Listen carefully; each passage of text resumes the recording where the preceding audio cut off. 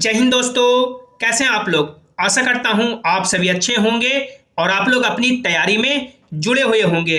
लाखों कैंडिडेट जो लंबे समय से रेलवे ग्रुप डी वैकेंसी का इंतजार कर रहे थे, उनके लिए बहुत ही बड़ी अपडेट है कि रेलवे ग्रुप डी 2025 के लिए वैकेंसी अनाउंस हो गया है, जिसके लिए आप लोग फॉर्म 23 जनवरी 2025 से भर पाएंगे। 23 जनवरी 2025 से आप लोग के लिए फॉर्म ओपन किया जा रहा है। इस वीडियो में हम लोग संपूर्ण जानकारी ग्रुप डी 2025 वैकेंसी के बारे में देखेंगे, जिसमें लगभग 32,000 से ज़्यादा पोस्ट है। बात करेंगे कि कौन कौन से कैंडिडेट कौन कौन से पोस्ट के लिए फॉर्म अप्लाई कर सकते हैं। तो ये जो पोस्ट है सभी कैंडिडेट के लिए है। यदि आपके पास मिनिमम एजुकेशनल क्वालिफिकेशन 10th पास है तो आप लोग इसके लिए फॉर्म अप्लाई कर सकते हैं। बात करेंगे कि उम्र की क्या सीमा रहेगी, एग्जाम का पैटर्न इसमें क्या रहता है और क्या सिलेबस रहता है। तो पूरे वीडियो को आपको ध्यान से देखना है। और यदि आप लोग चैनल पर पहली बार आए हैं या अभी तक भी सब्सक्राइब नहीं किए हैं तो कर लें, ताकि जो भी रेलवे एग्जाम्स के आगे के अपडेट हो उसकी सही और ऑफिशियल जानकारी आपको मिल सके। हाँ जी दोस्तों, तो आप लोग यहाँ पे देख सकते हैं, ये government of India ministry of railway का ऑफिशियल लेटर है, जो सेंट्रलाइज्ड एम्प्लॉयमेंट नोटिफिकेशन नंबर 08/2024 के लिए जारी किया गया है रेलवे ग्रुप डी के लिए, जो लेवल 1 की भर्ती है। जिसके लिए आप लोग अपना form opening date of application यानी फॉर्म भरने का जो डेट है वो 23 जनवरी 2025 है। लास्ट डेट है जो 22 फरवरी 2025 है, यानी पूरे एक महीने का समय आपको दिया गया है। जिसमें आप लोग यहाँ पे देख सकते हैं, एज की जो सीमा है वो 18 से 36 साल तक जनरल बच्चों के लिए है। पहले ये जो एज की सीमा रहती थी वो 18 से लेकर के 33 साल ही रहती थी, लेकिन इस साल जितनी भी वैकेंसी आई है उसमें 3 साल जनरल के ही एज में बढ़ा दिया गया है, क्योंकि कोरोना के दौरान वैकेंसी नहीं आई थी। तो ये जो 18 से 36 साल का उम्र है वो जनरल बच्चों के लिए, इसमें 3 साल का एज रिलैक्सेशन ओबीसी के लिए मिल जाएगा और 5 साल का जो एज रिलैक्सेशन है वो SC ST के लिए मिल जाएगा। यानी जनरल के जो बच्चे हैं वो 36 साल की उम्र तक फॉर्म भर सकते हैं, ओबीसी के बच्चे हैं जो 39 साल तक फॉर्म भर सकते हैं और SC ST के जो बच्चे हैं वो 41 साल तक फॉर्म भर सकते हैं। और एज जो काउंट होगा वो 1/7/2025 तक का काउंट होगा। आप लोग यहाँ पे आगे देख सकते हैं, जिसमें बताया गया है कि जो candidate SC ST OBC NCL से है वो रिजर्वेशन का फायदा ले सकते हैं। अब यहाँ पे फॉर्म भरने के फी की बात करें तो जितने भी कैंडिडेट जो जनरल कैटेगरी से हैं, OBC हैं, EWS हैं, उनको 500 रुपये का यहाँ पे फॉर्म फी लगेगा। और जो SC ST हैं या जो फीमेल कैंडिडेट है उनको 250 रुपये का यहाँ पे फी लगेगा फॉर्म भरने के लिए। इसके बाद हम लोग आगे बढ़ें और बात करें एलिजिबिलिटी के रिगार्डिंग कि कौन कौन से कैंडिडेट इसमें फॉर्म भर सकते हैं। तो देखिए, मिनिमम जो एजुकेशनल क्वालिफिकेशन है वो 10th पास है। तो यदि 10th पास यदि आप लोगों ने कर रखा है तो आप लोग इसके लिए फॉर्म अप्लाई कर सकते हैं।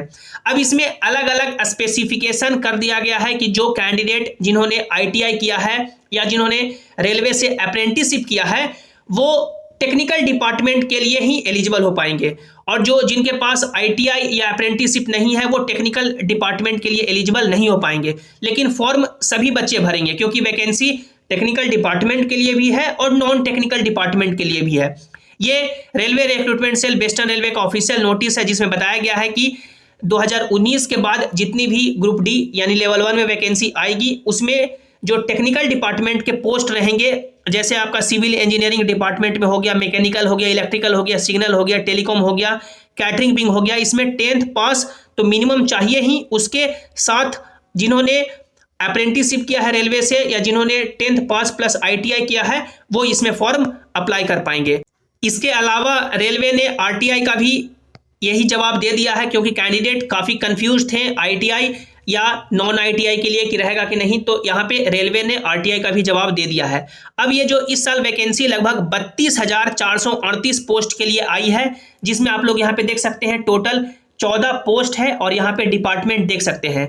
तो रेलवे के अकॉर्डिंग जो टेक्निकल डिपार्टमेंट है वो सभी आपका, जैसे कि इंजीनियरिंग हो गया, इलेक्ट्रिकल हो गया, सिग्नल हो गया, मैकेनिकल हो गया, इलेक्ट्रिकल हो गया, मैकेनिकल हो गया, यानी यहाँ से आप लोग का जितने भी डिपार्टमेंट है ये सभी टेक्निकल डिपार्टमेंट है। सिर्फ एक डिपार्टमेंट को छोड़ करके ट्रैफिक डिपार्टमेंट ट्रैफिक डिपार्टमेंट की कहीं भी नोटिस में या लेटर में बात नहीं की गई है। तो ये जो ट्रैफिक डिपार्टमेंट जिसमें पॉइंट्समैन का जो पोस्ट है, जो आप लोग पॉइंट्समैन से गेटमैन बनेंगे, पोर्टर बनेंगे, या जो मान सकते हैं संटिंग मैन होते हैं, वो यहाँ पे पॉइंट्समैन के थ्रू बनते हैं। तो पॉइंट्समैन का ये जो पोस्ट है जो ट्रैफिक डिपार्टमेंट के अंतर्गत आ रहा है, जिसमें टोटल वैकेंसी 5058 है। ये जो पोस्ट है ये 10th पास वाले बच्चों के लिए ओपन है, यानी जिन्होंने 10th पास कर रखा है वो इसके लिए फॉर्म अप्लाई कर पाएंगे। और जितने भी कैंडिडेट जिनके पास ITI या अप्रेंटिसशिप है वो सभी टोटल 32,438 पोस्ट के लिए एलिजिबल हैं, क्योंकि उनके पास तो मिनिमम 10th पास है ही। अब आप लोग यहाँ पे ये भी देख सकते हैं कि कौन से पोस्ट की वैकेंसी कौन से बोर्ड में कितनी है, और टोटल वैकेंसी आप लोग यहाँ पे देख सकते हैं 32,438। अब इसके बाद हम लोग आगे बढ़ें और एग्जाम पैटर्न की बात करें कि क्या एग्जाम होगा, कैसे हम लोग इसमें सिलेक्शन ले सकते हैं। तो देखिए, जब आप लोग फॉर्म भर देंगे तो इसके लिए एग्जाम आपका एक होगा, जिसमें आपको टोटल यानी कि 1.5 घंटे का एग्जाम होगा, ऑनलाइन एग्जाम होगा, और 100 सवाल पूछे जाएंगे, जिसमें जो जनरल साइंस है, जो 10th लेवल तक साइंस आप लोगों ने पढ़ा है उससे 25 सवाल, मैथमेटिक्स से 25 सवाल, रीजनिंग से 30 सवाल, करंट अफेयर और जनरल अवेयरनेस मिलाकर के 20 सवाल, टोटल 100 क्वेश्चन 1.5 घंटे। अब आपको क्या पढ़ना है, तो इसके लिए रेलवे ने सिलेबस भी दे दिया है कि मैथमेटिक्स से जो रेलवे सवाल पूछेगी ये आपका टॉपिक है, जैसे कि नंबर सिस्टम हो गया, बॉड मास हो गया, डेसिमल हो गया, फ्रैक्शन हो गया, LCM HCF, ये आपका टोटल मैथमेटिक्स का सिलेबस है कि सवाल यही से पूछे जाएंगे, तो आपको यही सिलेबस पढ़ना है। रीजनिंग का उसी तरह से सिलेबस दे दिया गया है। साइंस में रेलवे ने बोला है कि जो आप लोगों ने फिजिक्स, केमिस्ट्री और बायोलॉजी पढ़ा है 10th लेवल तक, वही उसी से हम लोग सवाल पूछेंगे। और जनरल अवेयरनेस और करंट अफेयर, जो करंट अफेयर आपका साइंस एंड टेक्नोलॉजी से हो गया, अवार्ड हो गया, जितने भी नेशनल गेम हो रहे हैं, यानी जितने भी करंट अफेयर अभी चल रहे हैं, या एक साल जो भी एग्जाम होगा उससे 1 साल तक, यानी कि आपको करंट अफेयर याद करना है, पढ़ना है। और जो हिस्ट्री हो गया, पॉलिटिक्स हो गया, इकोनॉमिक्स हो गया, ज्योग्राफी हो गया, इससे भी सवाल पूछे जाएंगे।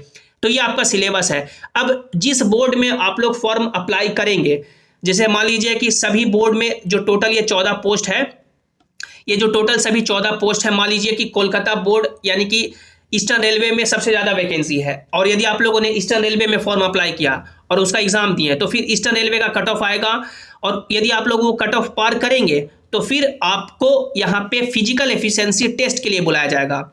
यानी जो भी बोर्ड का आप लोग अपने कैटेगरी का कट ऑफ पार करेंगे, तो जितनी वैकेंसी है उस वैकेंसी का 3 गुना रिजल्ट होता है, उसके बेसिस पे कैंडिडेट को फिजिकल एफिशिएंसी टेस्ट के लिए बुलाया जाता है।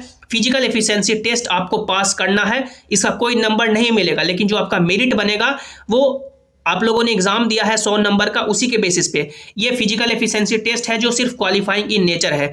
मेल कैंडिडेट के लिए और फीमेल कैंडिडेट के लिए अलग अलग फिजिकल यहाँ पे एफिशिएंसी का क्राइटेरिया रखा गया है। जो मेल कैंडिडेट के लिए फर्स्ट है कि 35 kg का वजन उठा करके 2 मिनट में 100 मीटर चलना होगा, और दूसरा क्राइटेरिया है कि 4 मिनट 15 सेकंड में 1 किलोमीटर दौड़ना होगा।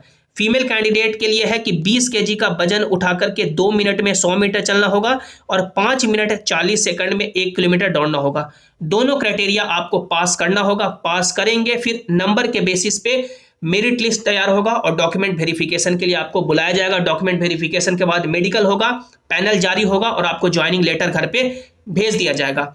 तो ये पूरा सिलेक्शन प्रोसेस है। आप लोग अपनी तैयारी में जुड़े रहें।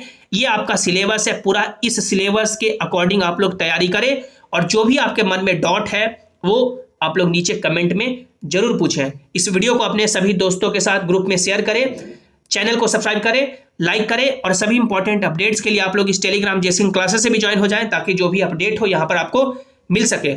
मिलते हैं अगली वीडियो में। Thanks for watching. Have an awesome day.